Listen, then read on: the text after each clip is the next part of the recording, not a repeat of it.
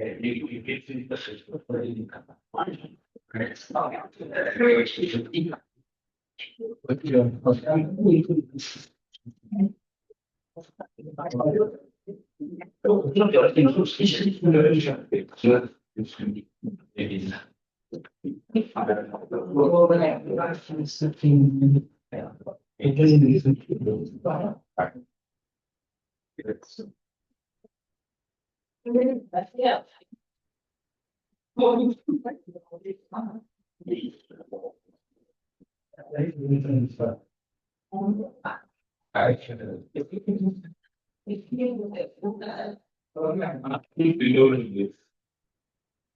You can hear me. You not know that. No, I just scared to. You know, did you go outside? We not sure that in the yeah, this is so that's not sure. Oh, what you doing there? Yeah.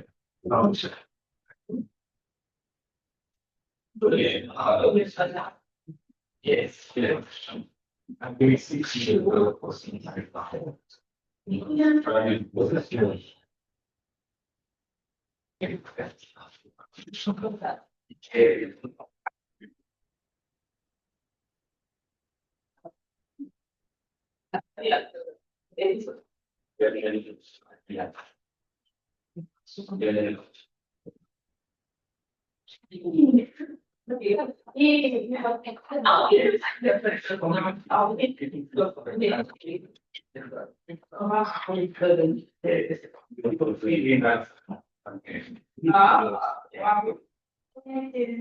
That's really so this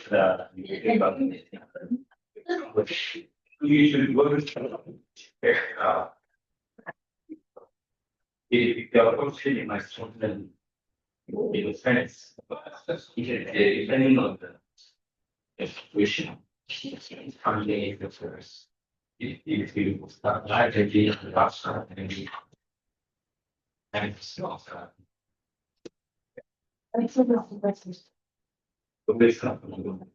yes.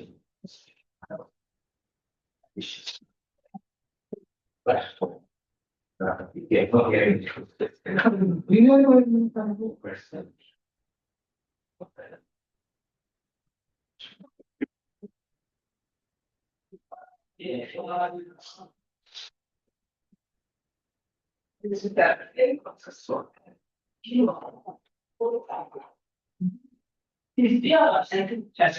I think say you want to. Okay.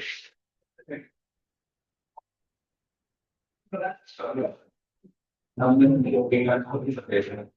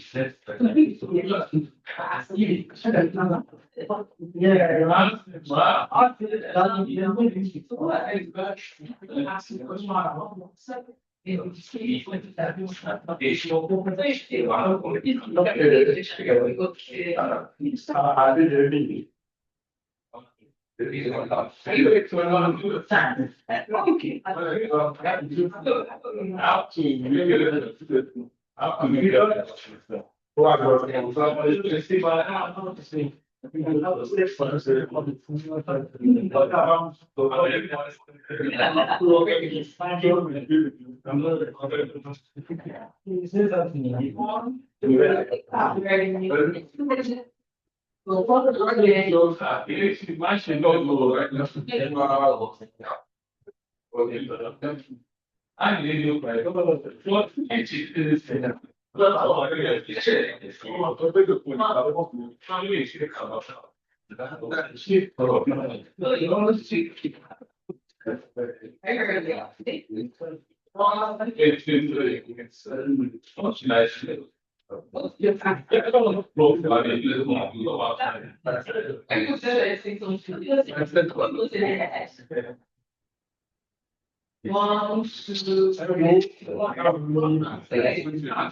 I should say, oh, three, four,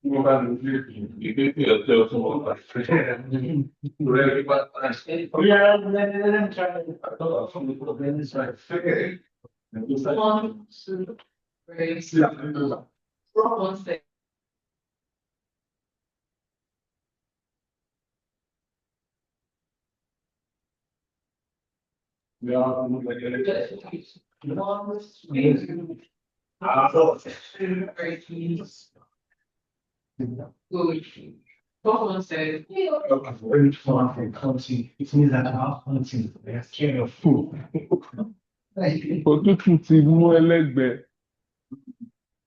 Hello. Hello. Dr. Àti wà ń bí o. Adekogba, Àti wà ń bí o. we can see your face. Just give us Okay. a few minutes. Okay. No problem.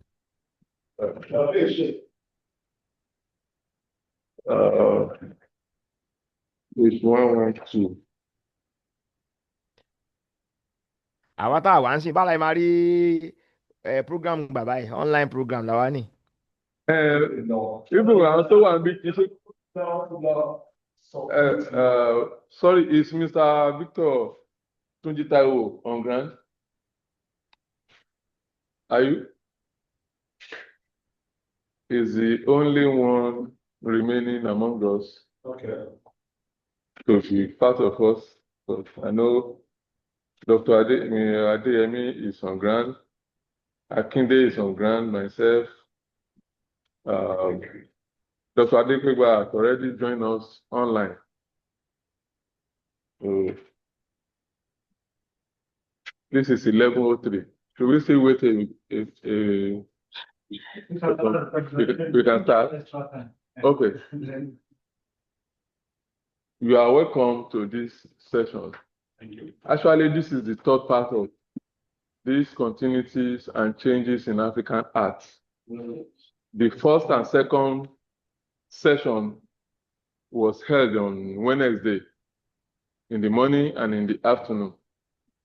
So disregard the 2 and in your mind replace it with 3.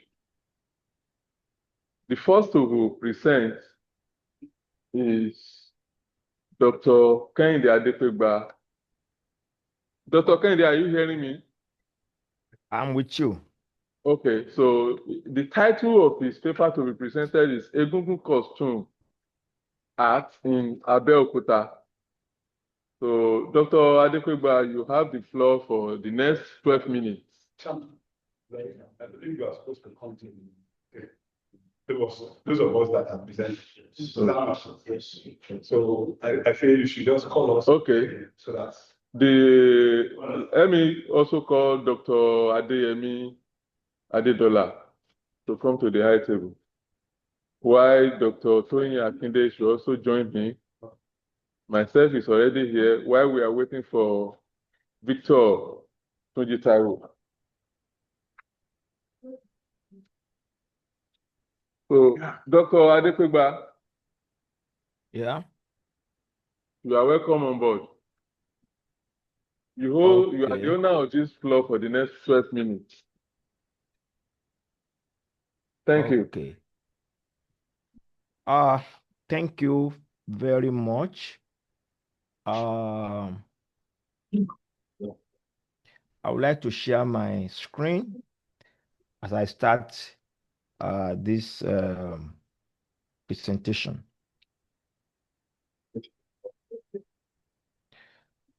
Please, there is need for sharing to be put on. Sharing is not on from my system. That's the information. I've requested for that. You said? Come on.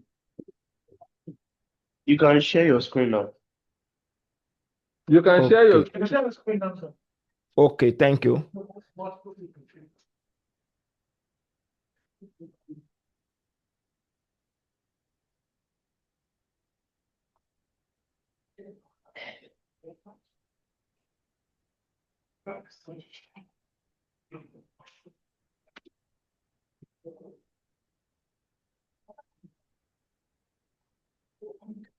So, uh, the you are welcome to this presentation. As I've been said, my name is Kehinde Adepegba. I'm of the Department of Art and Industrial Design, Lagos State University of Science and Technology. This panel is about continuity and change in African art. And of course, my paper is continuity and change in the Egungun costume art in Abeokuta. The Egungun costume masquerade, the Egungun masquerade, that's repetition anyway, is a central pillar of Yoruba identity, representing spiritual, social, and cultural value. And this is focusing on the evolution of Egungun costume in Abeokuta. I want to see the tradition, the change, and the factors of change that has taken place over time, whereby we'll be looking at the costume material and the techniques, the symbolism, and how this balanced continue and change. So the skill method is going to be involved, historical and formal. And I'm going to use theory of social change to negotiate the discussion. Now, we know that the costume of Egungun passes messages and they perform a lot of function. The first one is the embodiment of the spirit of the ancestors who visit their community from time to time. When you see the mask, the costume, you are seeing the ancestors. The costume, of course, perform a lot of functions, and the first point of seeing the costume, you are seeing fashion, then art. Fashion and art are related. Then there are social functions they perform. They come back to relate with their family, to be with them in time of need. And it also reflects the status of the family, as can be seen from the nature of the costume. And it's also of religious, significance, sometimes offering sacrifice, thanksgiving or sacrifice to Egungun for what they have done earlier. So this costume issue is thing that comes up every time. So, and they also reflect all the social political events in the community. So some costume is not just for spiritual purpose; they communicate important messages.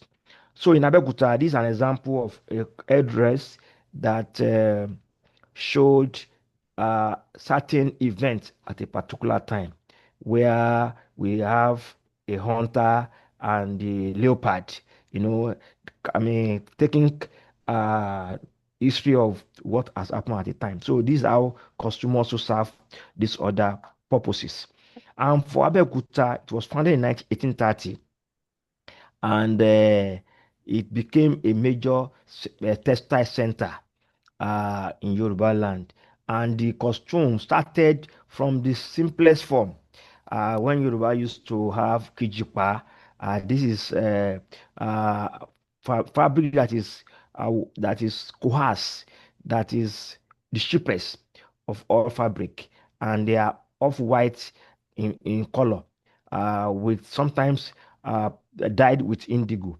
And after a while, they continue to change. We started having finer thread, and at the time we started having the rare, and ashofi. All of these have been used at various times for uh, Google costume in Abeokuta. These costumes were made with hand stitch, hand stitching. There was no sewing machine then, and later we started having Christianity coming around in 1845 to 1866. The Yoruba land, Abeokuta was Christianized in quotes. And Islam also came from the north. And this affected the practice. It affected the religion generally, the Yoruba religion. But it affected the practice such that even when we have people who are skilled, who came from Sierra Leone, Cuba, and Brazil as returning slaves, there are people who have renounced their traditional religion in the name of Christianity and Islam. And of course, it is both negative and positive. We have those who have come with skills, and we have even importation of things that enhance the costuming of egungun, and this include uh, use of materials, use of sewing machine, making of embroidery, and we started having images that show crosses, even crescents, and even we have those with turbans among the egungun costume in Abeokuta. Some of them we are going to see in this presentation. So we have a plaque. There was now gradual improvement in the visual vocabulary of Egungun costume in Abeokuta. This a headdress with a cross. If you can see this place, there's a cross and showing the infusion of tradition. This a drum showing drum. I mean culture, infusion of tradition with Christianity. This one is showing the Islamic motif. These are Egungun costume from Abeokuta. Then we have Western education, open new trade, and these are factors that affected the fashion, the Egungun costume. We also have new materials being imported, damask, velvet, lace, brocade, and all of them were used on masquerade as masquerade costume. And when we have the new, textile company coming to Nigeria prior independence and after independence, we have such like Kaduna, Textile, Sunflag. There were now enough Ankara materials that were affordable and accessible and very popular. This also led to popularization of Ashwebi. All of these were found to be useful on Egungun costume. And because Abeokuta was close to Lagos, Abeokuta took a lot of influence from that. This an Egungun costume, old one, made entirely of different Ankara. And because Ashwebi was also popular, you now see Egungun celebration with families wearing Ashwebi. This is an example. There's an Egungun in front of this Egungun here, and those who are wearing Ashwebi, they are surrounding the Egungun. So this is the import of the textile companies that produce the rare material.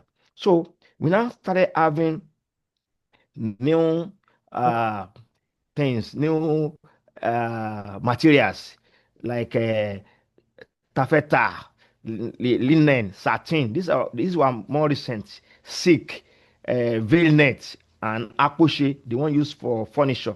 They became part of the costume used for egungun in Abeokuta. And people now could choose, to reflect trend, cost, and even what was available. Importation of machine, as I said, was also instrumental. And we have some of these materials that became very popular on Egungun costume.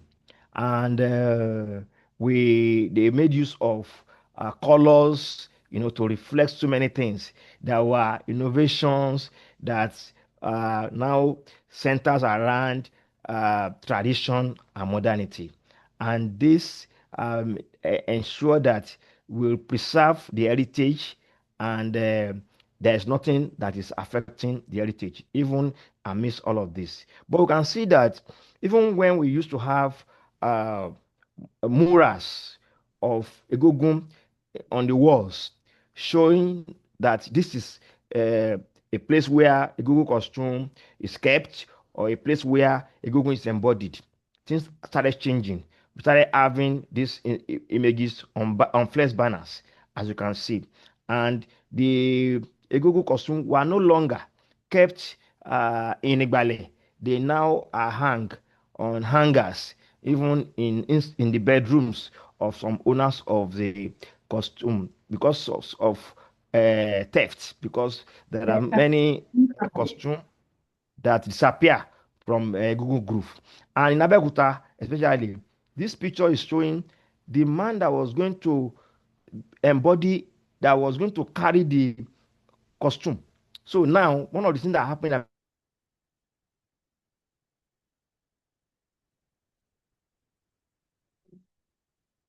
carry the costume. Sometimes we walk, and this man wearing Ashofi is the one that will be carrying. This is the costume in a sack, and this is the man that will be carrying. So these are things that have changed and in the course of time. Again, you can look at this Egungun here is wearing Puma costume, Puma boots, Puma boots instead of the usual Egungun costume boots. So they are now, wearing even some costume that are bought, off the market. Then this an Egungun that is showing that is wearing suit. You can see this Egungun are wearing three-piece suit. So these are some of the things that have changed because of uh, uh, modernity, because of interaction with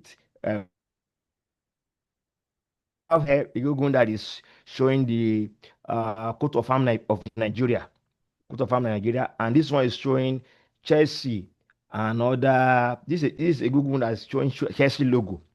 You can now see how this costume change, and they also employ new things that are happening. Chelsea. Looking at this work, Egungun costume change has been gradual, incremental, and concerted. Gradual is why it is linear, is incremental. It has moved from simple to complex, from small to big, from low technology to higher one. Then it has been influenced by other factors, technology, Western education, importation of material, and the rest. And this is the multilinear part of the theory. So a Google costume are living artifacts, not static, and they reflect a continuous negotiation with history, identity, and modernity. This costume remains vital to Yoruba cultural heritage, typifying both continuity and change. Thank you. Thank you very much, Dr. Adepegba, for your beautiful presentation. When everyone has presented, we come back to question session. So in order not to waste our time, now to call the next presenter in the person of Dr. Adedola Olayinka Adeyemi to present his paper titled Yoruba Creative Arts and Cultural Festival. Dr. Adeyemi, you are on board. Thank you. My name is Dr. Adeyemi Adedola from Olabisi Onabanjo University. The title of my paper is Yoruba Creative Arts and Cultural Festival. In this paper, we are going to look at the creative arts of the Yoruba. When we are talking about creative arts, it's of two, which are visual and the performing arts. And we want to look at these two, how we combine this in our cultural festival as Yoruba Festival. And then we want to see how this culture of our festival have really, how our creative have really affected our culture, that is promoting the culture. And for this paper, I use the existing written literature and also quantitative research in utilizing the achieving of this aim. Now, going by the introduction, we need to talk about the Yoruba people. Yoruba people live in the western part of Nigeria and also other parts of the world, Cuba, Brazil, Togo. We can find them also in Benin Republic. They are typical Yoruba culture. When they see them, they speak Yoruba. They wear clothes like all their costume, cultural, everything is Yoruba excessively. And we can also see many Yoruba in Europe, Britain, and so on, because we are once Britain, Britain are the one that colonized us, so many of them are there.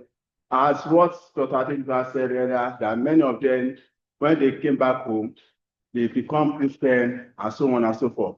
But I'm bringing this paper in order for us to see the importance of our culture and what vital role art can really play off. Then again, one of the important aspects of this rich culture of our heritage is that the Yoruba ethnic group are predominantly located in Nigeria and other western parts of Africa. They really cherish their culture so much. Despite that we have Christianity, we have a Muslim religion in our midst, but this culture is here to die. Though some of it have going on existing, because when the European came, they told us that our religion is idol, that when we worship it, you go to hellfire, and through that they condemn our culture, they condemn our religion, and some of these acts, some of this work are being broken, while some are gone. And to the extent that when they came, they also looted some of our arts to Europe. Then we also want to say,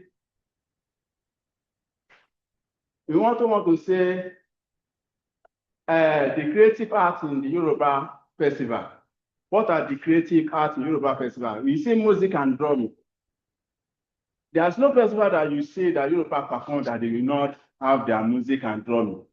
And looking at their drums, we will see a lot of aesthetic around the drum, how they design it, and what are those materials that they use. All these are embedment of artworks on this, and the music aspect of it is the performing art. Then you also have the masquerade and costume. The masquerade wear the costume, giving the festival the glamour that it needs to have. Then, having the music, there's no other, I'm not going to have the dance and the movement. All this will make the festival colorful, make it an interesting thing for people to see.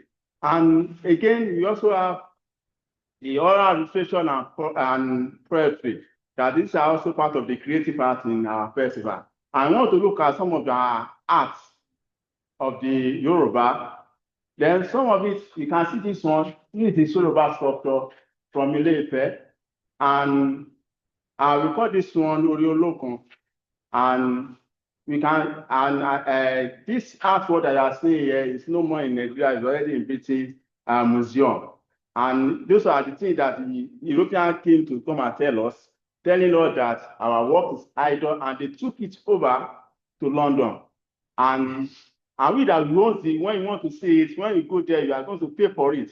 And the funny part of it about our sculpture is this. Many of our sculpture that we use for our job, we put it under tree. We put oil on it, we leave it here, the rain will fall on it and everything. And they took it here, they put it inside the AC there.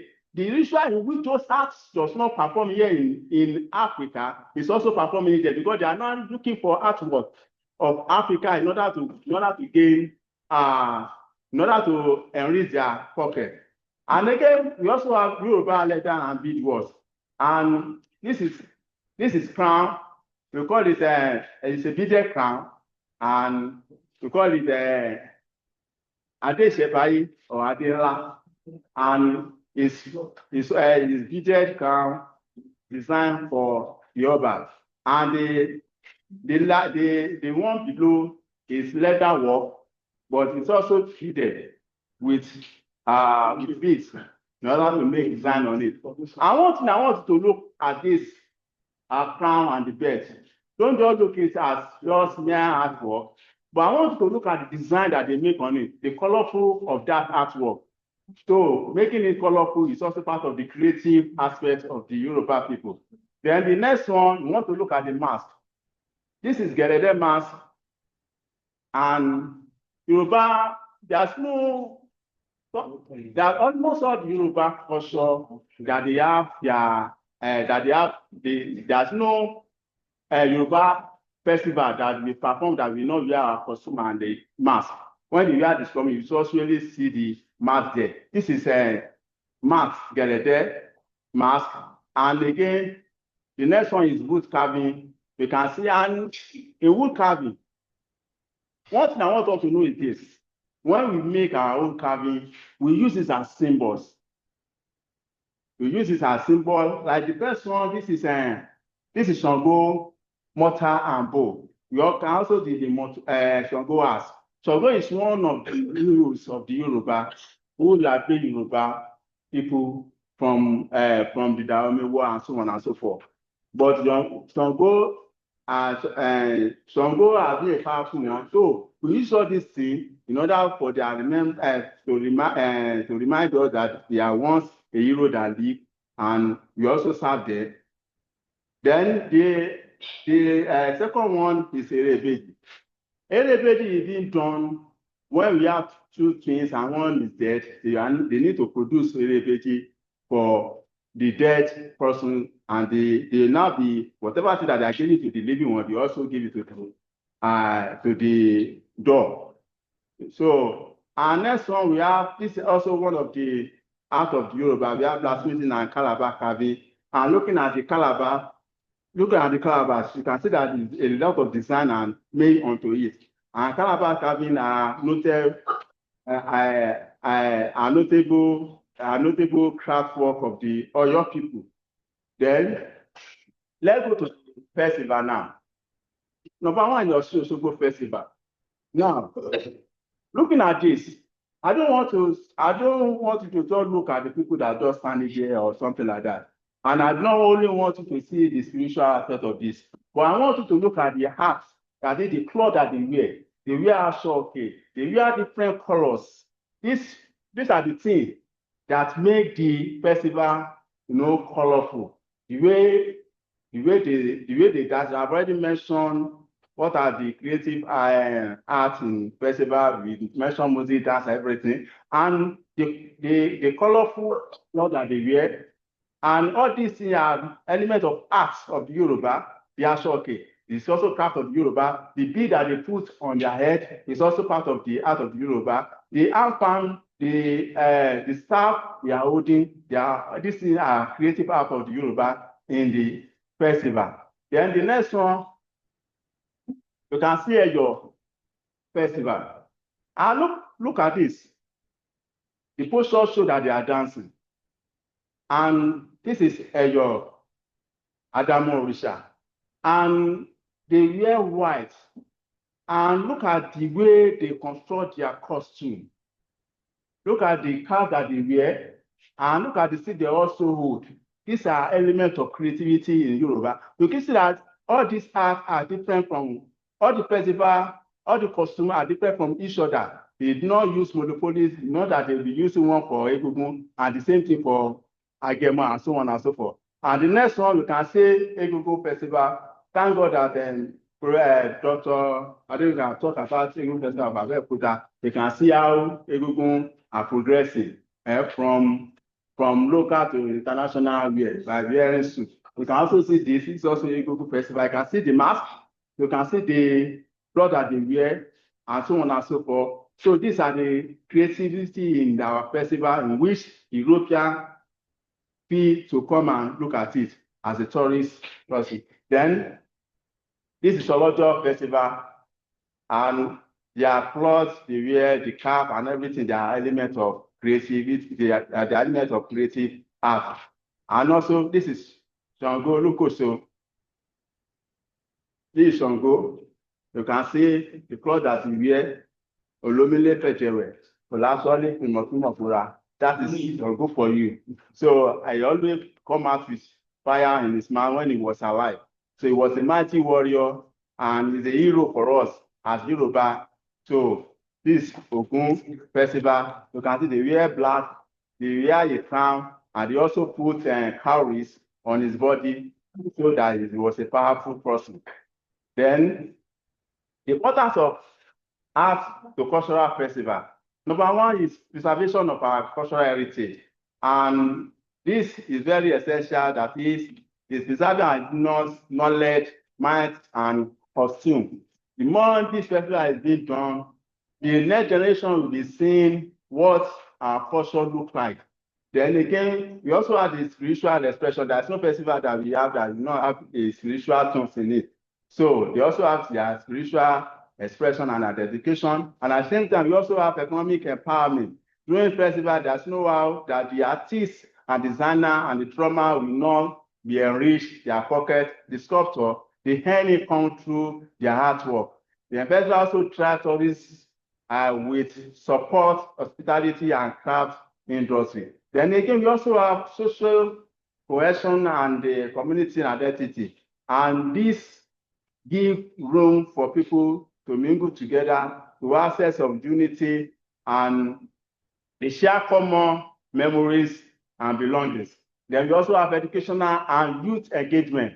And not necessarily nowadays, before you can only see the old people not performing festival, but nowadays they also incorporate the youth into it in order to learn this song and dance. So that when the older one grows, they will also continue the work. Then promotion of national and global recognition. And these festivals have really project our nation throughout the world, especially Osun Osogbo. And we just concluded Ojúde Festival. The way people came all the way from all over the world in order to come and watch this festival. The New Yam Festival, they are all global festival now. It's no more local festival that we call it again. Then again, we want to look at cultural festival as a case study for contemporary art. Now, because we have this festival, we have this traditional art and so on and so forth. We want to look at the modern Yoruba in Nigeria visual art. And you can see that now this festival, this traditional art, this traditional cultural festival have now given our contemporary artists inspiration. It's giving them inspiration, and it's also giving them a dynamic in how they use their color and so on and so forth. Then you can also see this. You can also this dynamic color scheme and rhetoric pattern also symbol form of evidence in contemporary work in painting, fashion, film, and theater. So film nowadays, they use this traditional setup. Then in fashion also, they also use our traditional attire in order to project our culture. So this modern day now, including their painting, including the film industry, they are now projecting our culture in a modern way. So in conclusion, we have many Yoruba arts. We have vision of Yoruba arts. So we have already shown some of them. And when you are talking about the staff of the office of the Oba, the fitted crown, and so on and so forth, we call them, all those ones are royal court art, which belong to the Obas. And other Yoruba art, we also related to the shrine. So then in the relationship between Yoruba creative art and cultural festival, exemplar a living tradition where art is both functional and expressive. So the art that we use during the festival is both functional. We also express ourselves. The festival are a multi-stationary platform that preserve Yoruba heritage while adapting to modern context. They illustrate that in Yoruba and wider Nigeria culture, art is not separate from life. It's life itself. So our hearts, the art that we are talking is also life itself. As such, festival remain vital inspiration and communal identity. Festival remain the vital arena for cultural sustainability and artistic inspiration and communal identity.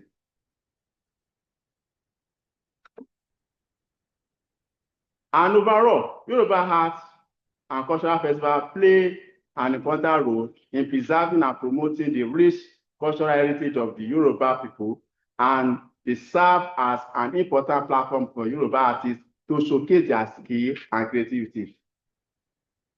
Thank you for listening.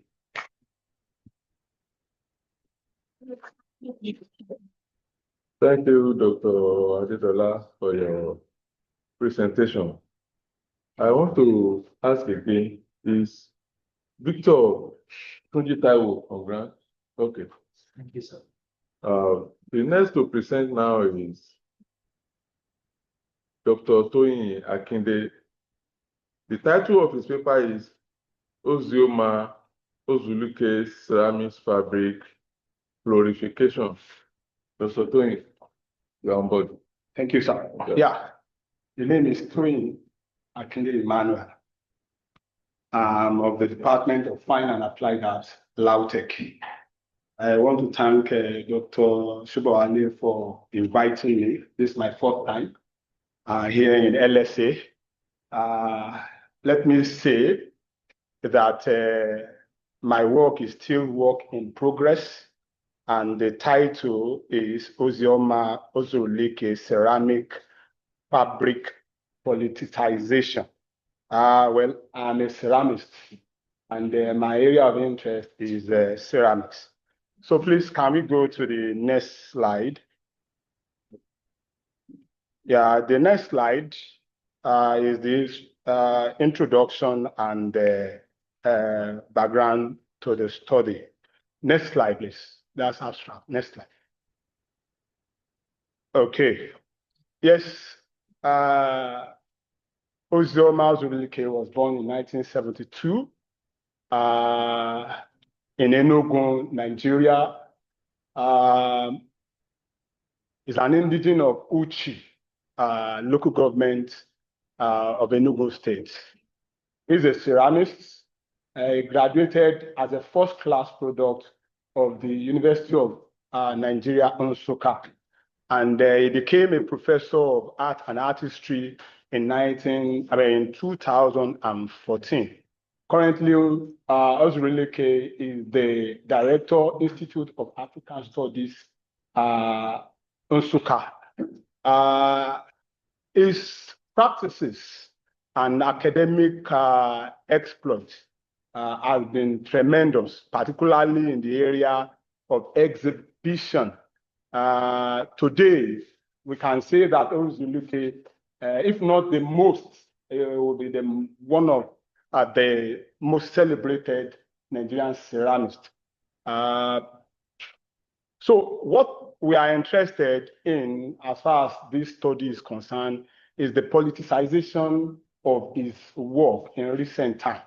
And that gives us a reason to look at the trajectory of the narrative of his work over the time, from his, what's it called, naturalistic, realistic, to the current impressionist expressive art. His work has migrated from profused linear representation to what you call today profused pattern installations. So Ozulike has migrated from the normal, what's it called, pot that we used to know him and his school of thought, which is the Nsukka school of thought, also popularly known as the Uli art school, yeah, or Ulism. So, but part of what has given us reason to want to make this study is that much of what we have heard of him were personal appraisal, internet sensation by the, what's it called, Internet of Things, galleries, promotion, but there have not been any serious scholastic, or better still, don't let me use the word any, but there have been that of literature concerning his work, and that's why we are doing the work. So next slide. Okay, we have moved beyond where I am. Next slide. No, just go forward. No, you are going backwards now. You are going down. Just go up. Okay, because I've talked to the something, so he thought, yes, this Professor Ozulike Ozioma in his studio in Nsukka. Behind him, it's quite unfortunate that this projector is not showing very clearly. What he has behind him is what you call the YAM series. And on the table is what you call the, ceramic palm kernel series that he's working on. We'll get to see them in the course of, but I feel it's important that we show you who Ozurike is. So that's Professor Ozioma Ozurike. So we can move on. Please, let's move to the next one. The aim of the study basically is to spotlight the politicized fabric, ceramic fabric in Ozurike work, particularly his masterpieces. Our objective are to give Ozurike work and piece the needed scholarly attention that it requires. Okay, there we are going to be examining the trajectory of his ceramic creation, identify those that are politicized, and look at the different collections that he has, both on the internet. Our data collection is from the Internet of Things himself. I had one-on-one discussion with him, the galleries where his works are. So going forward, what we'll be doing is to make a formalistic appraisal of his work by looking at the material, the technique, and the theme, particularly from the political point of view. In that, he has issues on politics, proverb, and whatnot. So the scope, of course, has been taken care of, but here the major thing is that we are looking at 7 of his work that are politically inclined, 7 of his work. And in doing that, the conceptual framework for this work is using Yoruba analogy or idiom that I call conceptual framework, not theoretical framework in this case. So it is called Kokoko Landifa Aditi or Lanro Ifa Aditi, either of the two, meaning diminutive messaging dispatch is the definition or divination of the deaf. In this case, our political class are seen as the deaf, and it is the responsibility of the people to give conversation, giving them engagement, and in doing that, you need to give it bit by bit. So 7 of his work will be looked at. So can we go to the next slide? The next one. We'll come back to that, but the next one. So to do this work, the literature material used has to, the very first one is the school of Ozioma, which is the Nsukka Art School. And so much has been said about the school by Okeke in 1981, Lawal in 1984, we have Anyako, and we have Oyeku, and the whole rest of others are documenting the school either as product or as teachers of the school. So the next one has to do with part of the material that we are going to use or that we are going to use for the work is the Uli pattern. Much has been said about it, Ayodele and Akinde 2008, and then we have what's it called, Akinyemi. Those are the little that we can just lay our hands on. Ulism, Uli is the Igbo traditional motif and patterns. But in the case of Ulism, it is the, what's it called, a movement that was born out of the, what's it called, natural synthesis of the School of Art in Nsukka, pioneered by Uche Okeke, who is the father of the Nsukka School.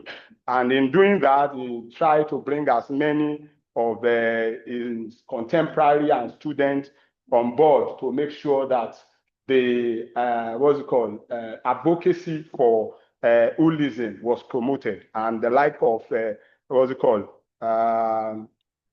Ozioma can be said as one of them, but of course, a grandchild of the movement. We have the people like Ben Igwilo, Uche Okeke himself, and we have and a whole lot of others. So for Ozioma, like I have mentioned, much has not been said about him. What has been done is his own personal self-appraisal and what the gallery has done so far. If you go to the internet, so much is about him. But as far as documentation scholastically is about, nothing much has been, maybe like 3 papers. The rest are just mentions of him as a member of the Nsukka school, or as a member of the ceramic school that uses the, what's it called, uli pattern in his practice. So like I mentioned, we are going to look at issues of fabric. That's where Areo and Akinde 2010 and 2011 comes in. Politicization and politics. We have reviewed the work of Karim Baba, Yao 1977, Delano 1995, and okay, for Proverb, we have Badamoshi 1974 and Akinyemi 2011. So the research methodology is direct field survey. Definitely, we are using oral, bibliographic, visual data, as will be seen in the course of time. So can we go to the next slide? Our study area and study population, the Nsukka School and Uzulike. Then our study population basically is the 7 politicized work by Uzioma. So the first one, next slide. Yes, today Uzioma can be said to be a political commentator, or better still, we can call him a political narrator. So, but the truth of the matter is that he is not the first to do that. And as part of those who are in the Nsukka school that have promoted the idea of profuse linear representation, whether cursive, zigzag, or diagonal, or horizontal, people like L. Enasi. And if you look at his work too, it's also talking about the social state of the country. This one says, as we departure, back as far back as 1979, as we departure. Okay, we have Benny Guilo, that one is in Igbo, and I want to believe it still has to do with the social uprise of the time in 1998. Then we have Chris Echita, which says, people of many parties. So he's talking about how divided we are as people. And Ozioma is talking about the bleeded head. So we can move on to the next slide. So this next slide brings us to the recent trajectory of Ozioma. We have about 3 of them, and one of them is the one I'm concentrating my attention on. The very first one has to do with the honeycomb, and they are in series. The next one is the yam harvest, which is another series, and you have them in different, what's it called? So the honeycomb is just talking about the honeys and how they are together and how they are produced. The second one, which is the harvest, yam harvest, is talking about bringing us back to how our forefathers, you ban your yam. Unlike today, when our children don't even know how it is planted, neither do they know how they are preserved. So Uzioma in his what's it called, advocacy, try as much as possible to bring us back to the time. So that's what he has done. But of course, these 2 series are not concerned. It's not majorly, but it's just to tell us the trajectory of his work over time.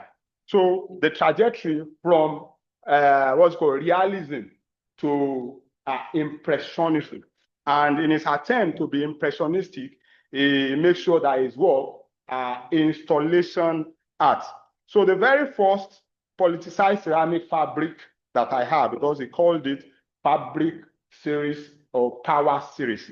And that brings me to the definition of politics and politicization. We are told that politics is about power and power is about politics. And politicization is about bringing awareness of people to what is happening about the political development in the society. So Ozioma in his campaign took its time, and our focus is the 2023 pre and post 2023 democracy. And those who are players, we have the likes of presidential race, which was done in 2023. We have Lagbaja extra large Dansiki. We have Imperial jumper for Jagaban, and like every one of us, we know who Jagaban is, and we can understand what he's trying to tell us when he's talking about Imperia, the implication of what Imperia is. We don't need to mention beyond that. So that's part of. He has one that I call Winke something something. He has a zip armor for Obi. Next slide, zip armor for Obi. Okay. We have a Dansiki head color for Dele Fatirotimi. Okay, Farotimi, rather, Farotimi, yeah, that's that. And finally, we have embroidered Babariga armor for Fubara. We know what the political state in Rivers State. We all know what is happening there. So these are the much that he has done. So as far as our findings and appraisal is concerned, he has succeeded as part of the continuity and change that we have had, taking in mind or putting in mind the theme of this session. So the continuity and change that we have seen is that before now, many of the commentators, they go generic. So he has moved from generic to particular. He has moved from social to political, and he has identified the winners and the losers. He has taken care of the politician and the non-politician, moving from realism to impressionism, from port to installation, linear proliferation to curvilinear proliferation, and Victor linearity to curvilinearity. So in conclusion, we have here two conceptual framework that comes to play. The first one is called Ejama Bawanso, just like a beautiful Nubia I mentioned. It said Ejama Bawanso, and it is in the English interpretation of that is let's endeavor to engage them. We need to engage them, and that's what Ozrilike has succeeded in doing, okay, by engaging.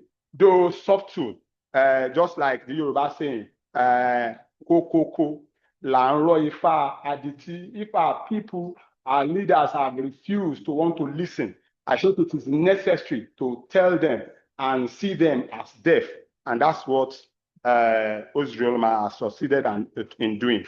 Thank you very much.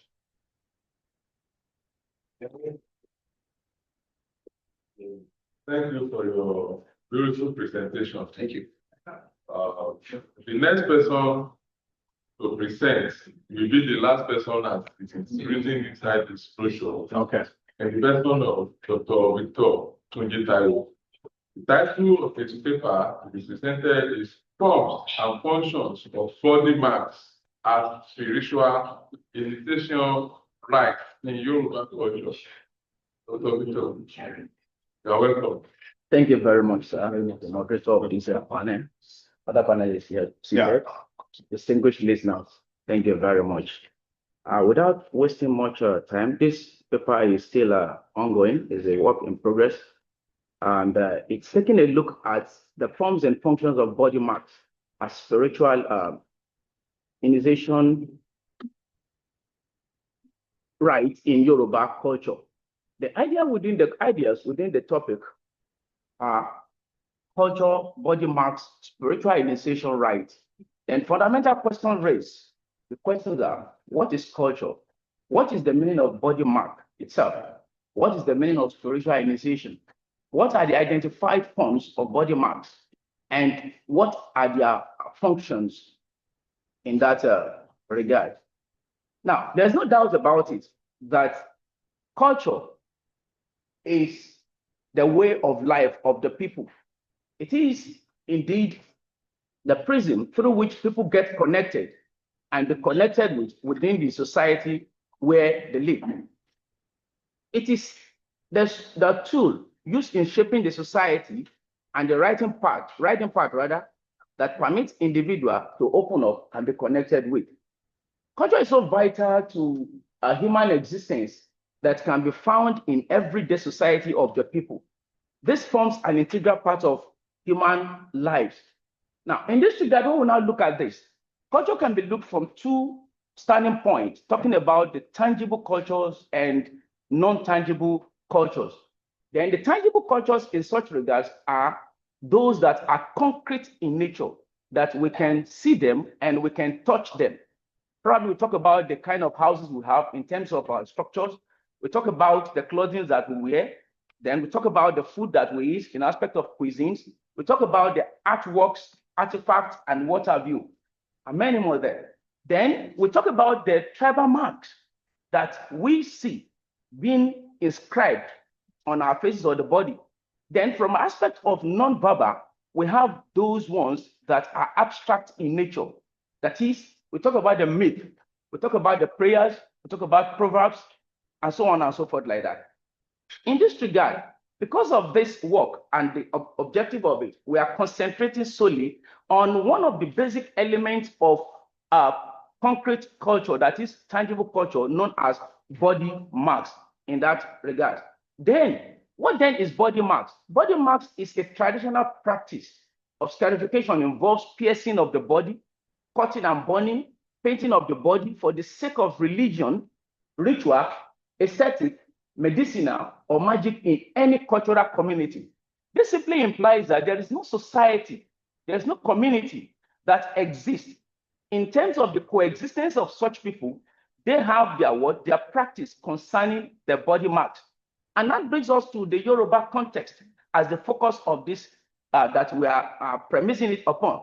That within the Yoruba setting, in Yoruba cosmology, we discover that these practices are quite prominent among the Yorubas in terms of the body marks and in terms of incisions.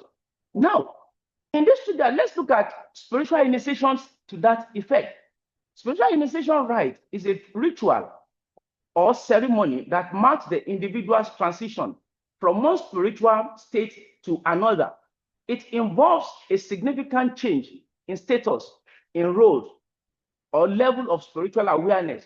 Now, that means that in every society that exists, as part of the culture of or the practice of such society, spiritual initiation rite is of essence. That cannot be emphasized. Therefore, it tells you one key thing, that at some point, when a child is given birth to, at some point, there must be some certain spiritual initiation rite that must be observed. Let's be more practical in this form. Let's take a look at marriage as an aspect of culture itself. Now, when you look at marriage, it is a way of living, it's a ritual that involves an individual, either from female perspective or from male perspective, leaving the parent, then joining another person. In the course of doing that, before you can do that, there are certain steps that are expected to be thoroughly involved in. By taking some steps, looking at those things before you go into the marriage proper, which means you are transiting from one aspect of life to another aspect. One key aspect of it that is linked to that is that aspect that when a man is giving birth to, an individual is giving birth to, which means you are living the world beyond, then coming to the physical world.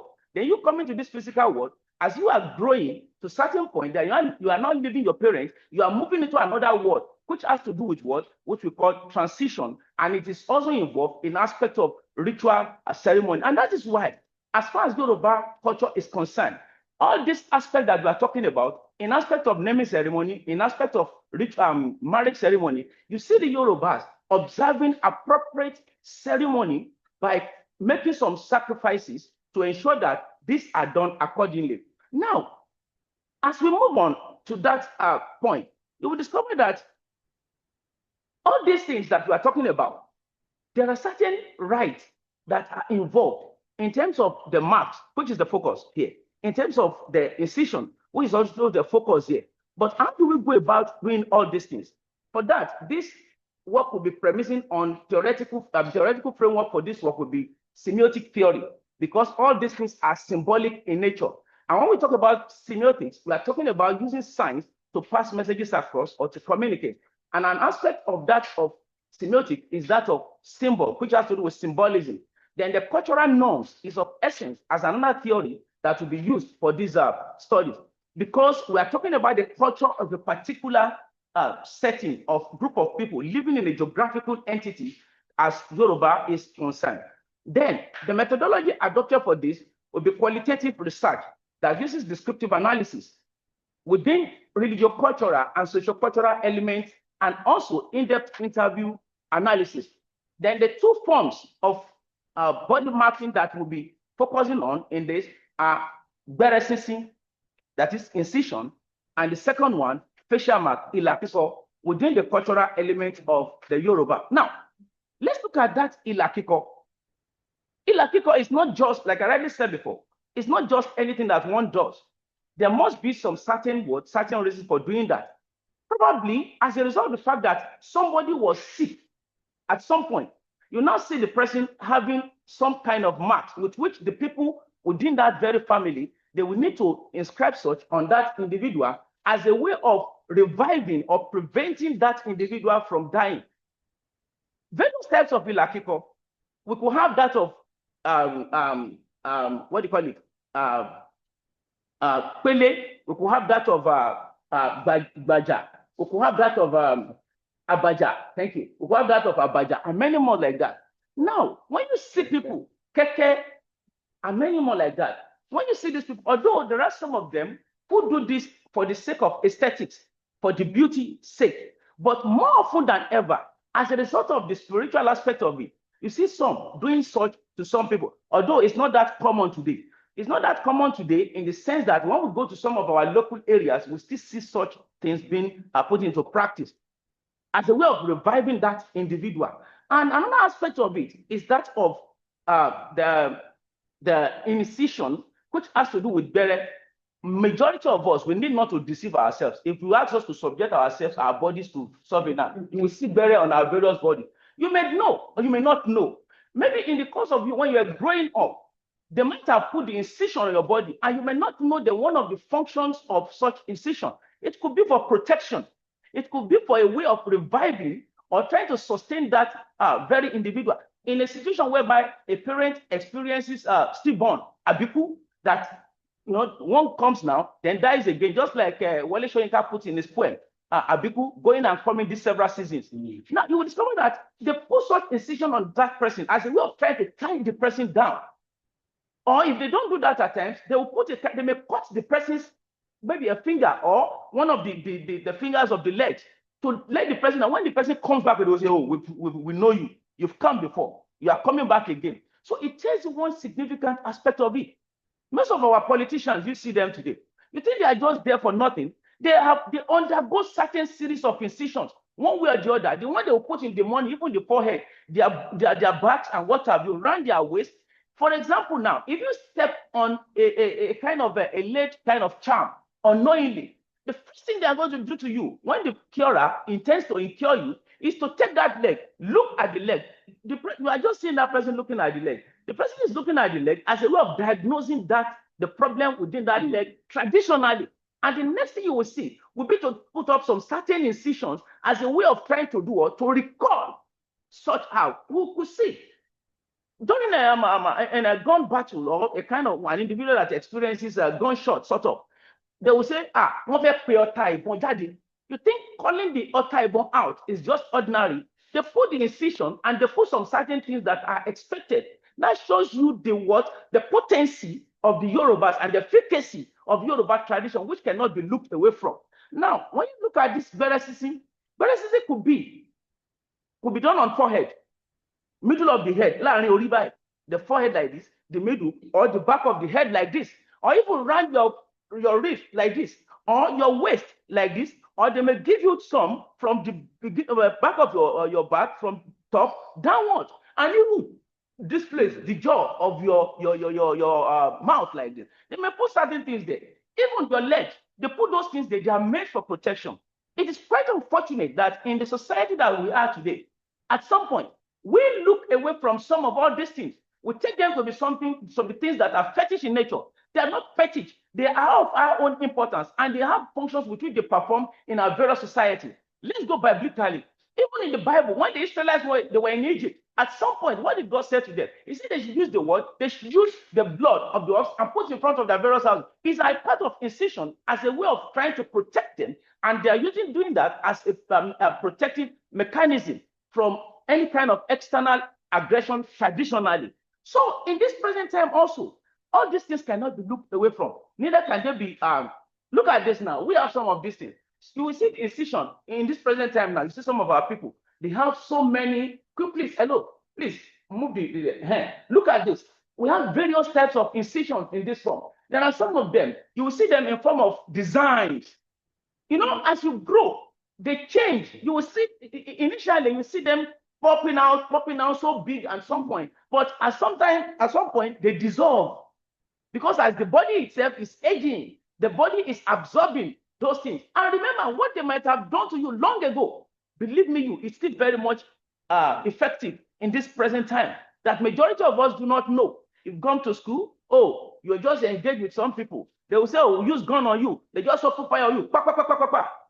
Unknowingly to you are just going. They will say, how come this person? Oh, let's use cutlass on him. We use cutlass to pierce him. Oh, it's not penetrating. Why? It is because of some certain things that have been really done or embedded in you as an individual, which you are not even aware of. That tells you the power of what incision are within our society. In conclusion, the symbolic significance of incision and facial marks are spiritual as a way of reflecting the beliefs of the Yoruba, as a way of protecting themselves against any form of curse or evil forces. Thank you for listening.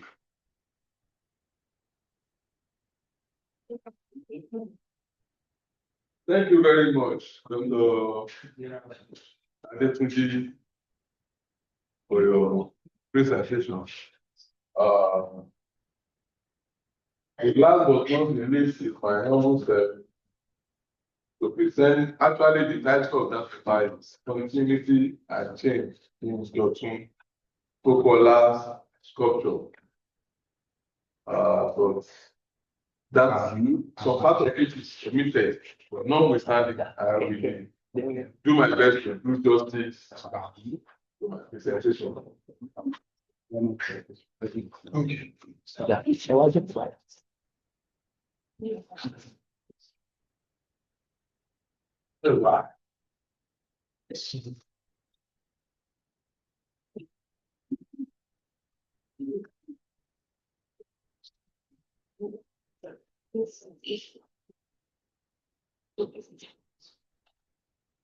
Let me once again welcome every one of us for being part of this panel. We are honored to have you. My name is Dr. Wale from Olabi Onabanjo University, Ibogun campus. The title of my paper, like I said, is Continuity and Changes in Dr. Popola's Metal Sculpture.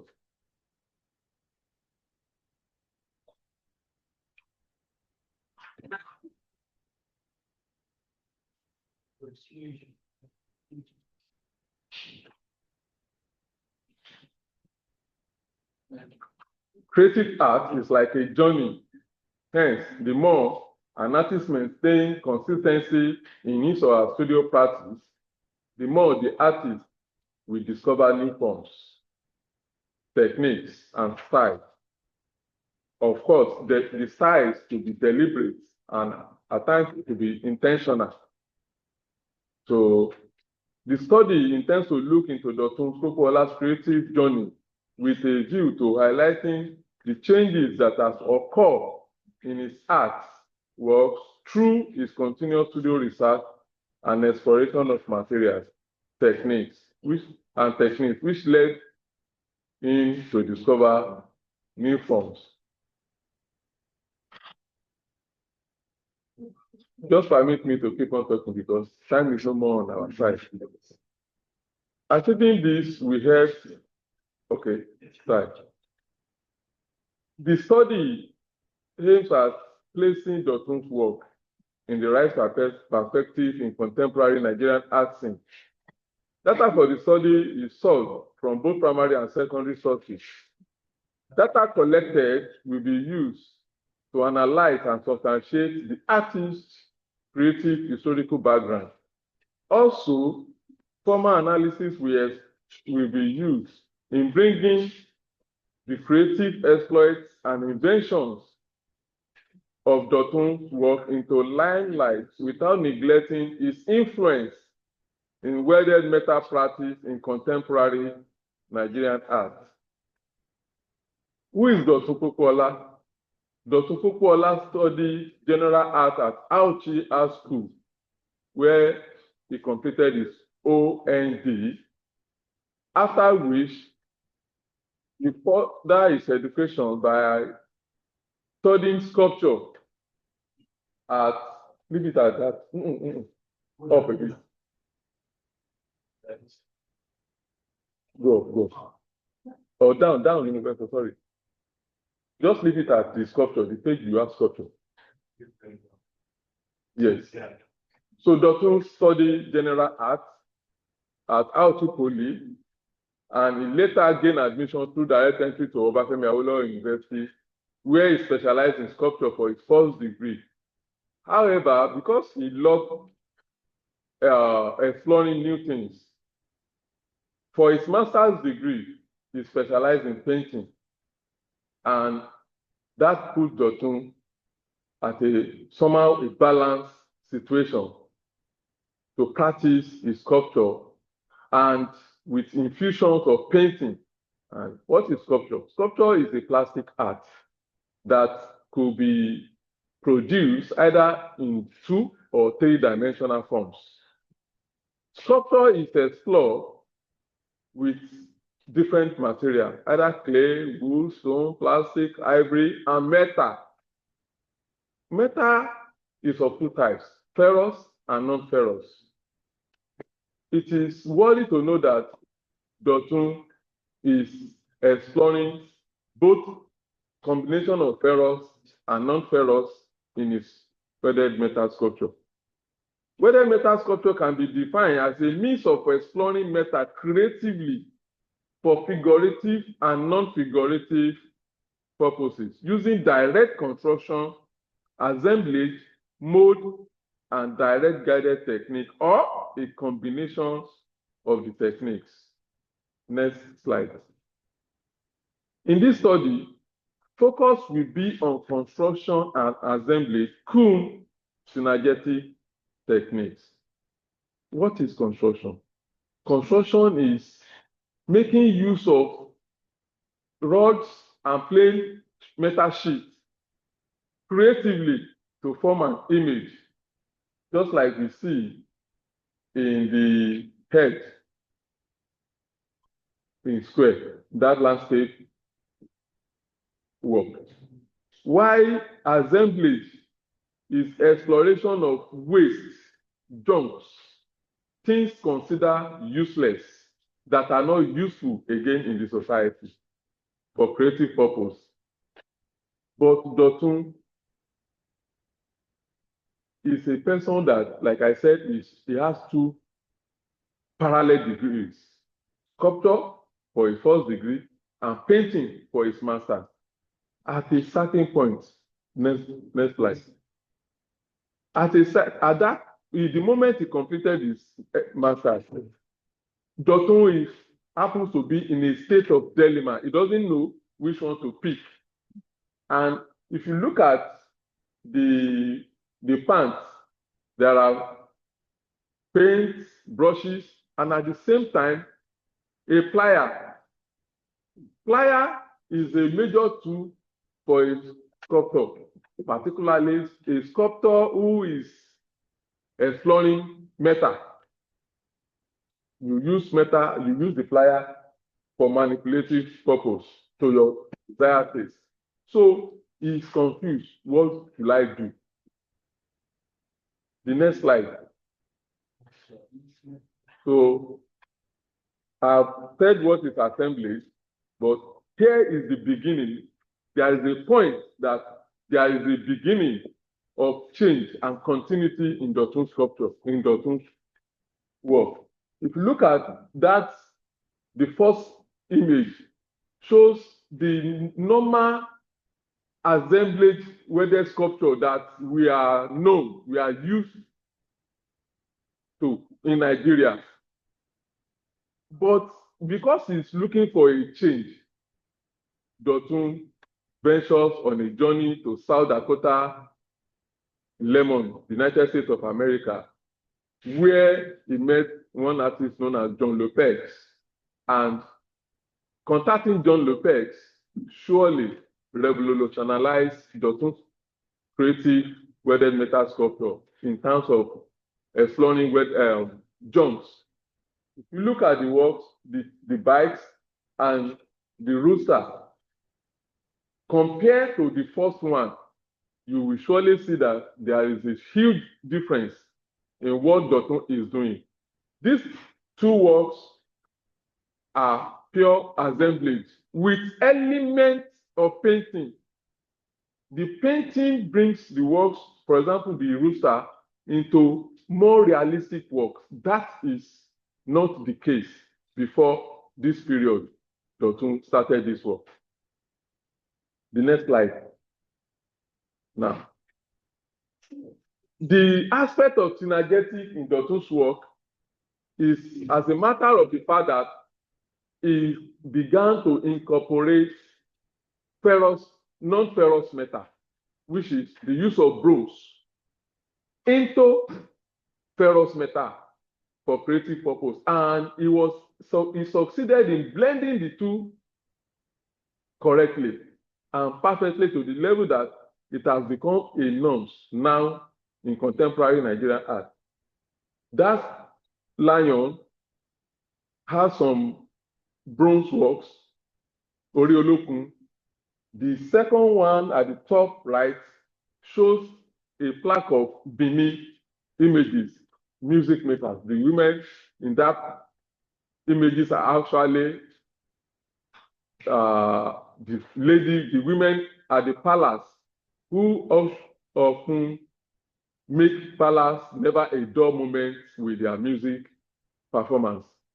So Dotun, despite the fact that he's exploring modern materials, he refused to neglect his traditional form. So he maintained it.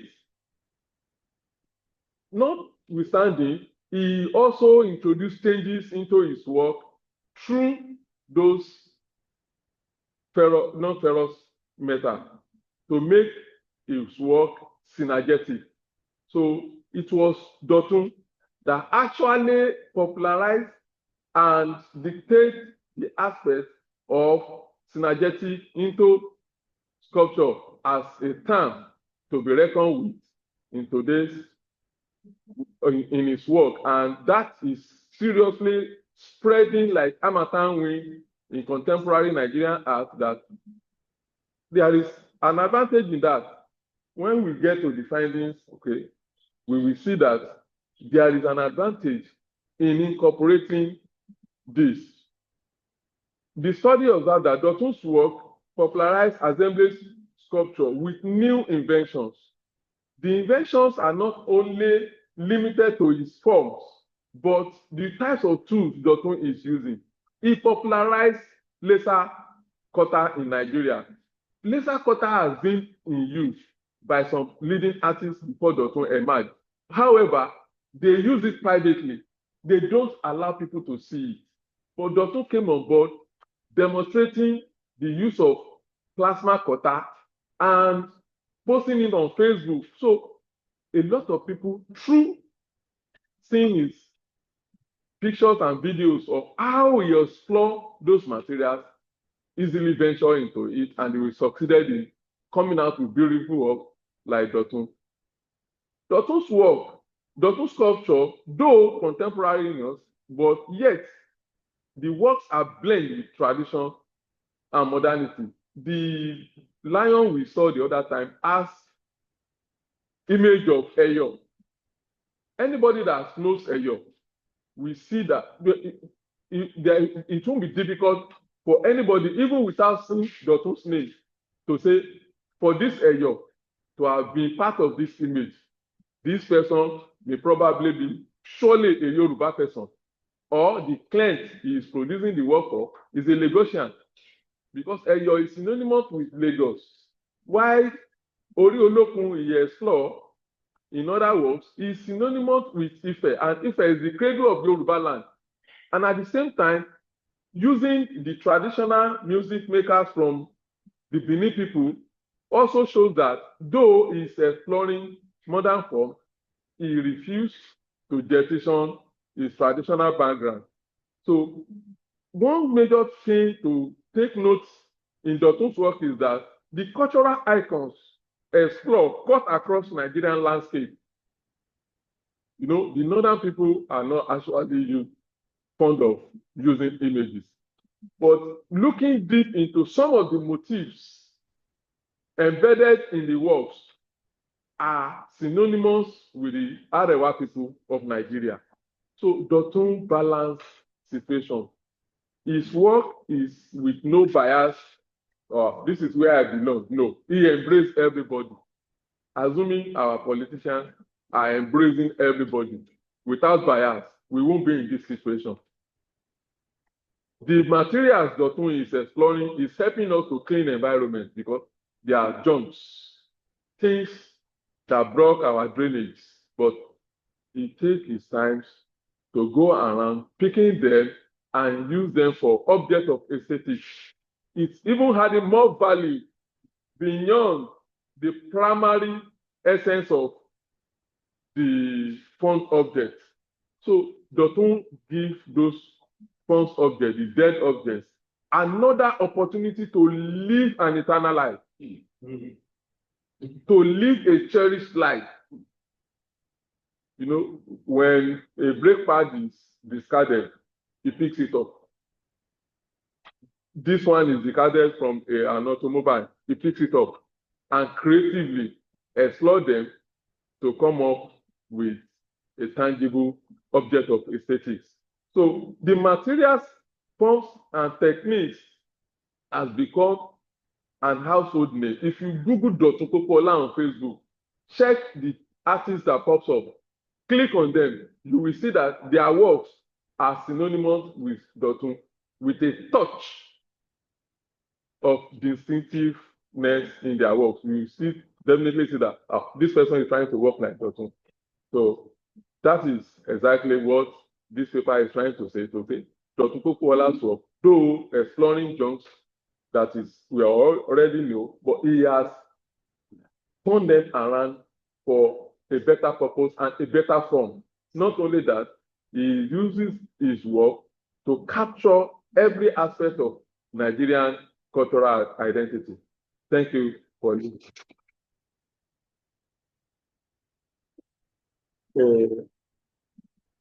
Well, we are still lucky we have about 7 minutes for question and answer. So if any one of us have contributions or questions for us, the presenters, you are highly welcome on board. Yeah.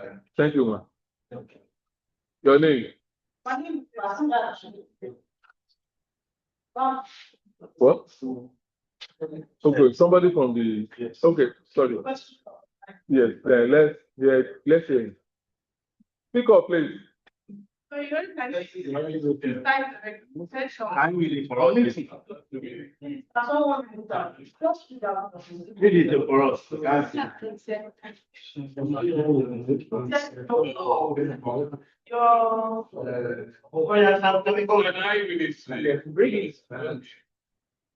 Hey, so the participant is saying, Shongo, your connection shows your it's okay. Your caption shows same with the colors synonymous. Ogun. Are you saying Ogun? Ogun, the god of thunder. There's not me. No, Ogun, the god of iron. God of iron. The god of iron. With colors synonymous with Ogun and not Shongo, you may want to revisit the details when working on your final paper. Noted. Yeah. Noted. Yes, sir. Yeah, very good. Slowly at the episode. That's actually right. He wanted to say the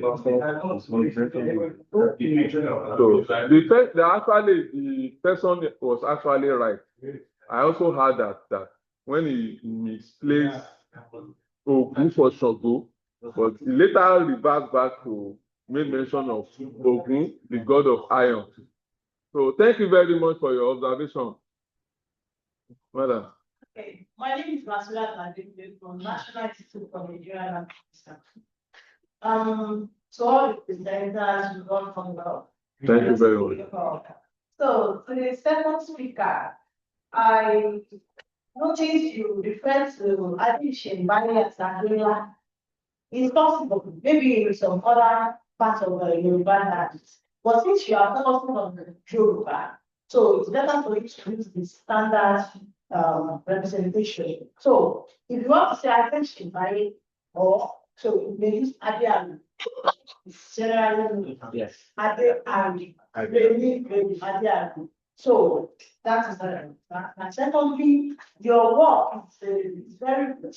And I would like to so if you can just generate 20% of that. It's not everything together.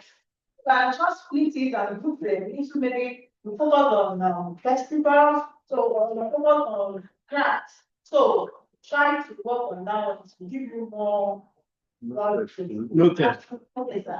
And to first speaker, Dr. Victor, you really try and you talk different language back. I started looking at my body to see if I have some decision. So thank you very much for giving us that old memory. So I want to tell you that last one that looks like that too is also an incision, but it's not very. Yes. So it's called Arafifu. Yes, it's called Arafifu. So Thank you. Thank you very much. Thank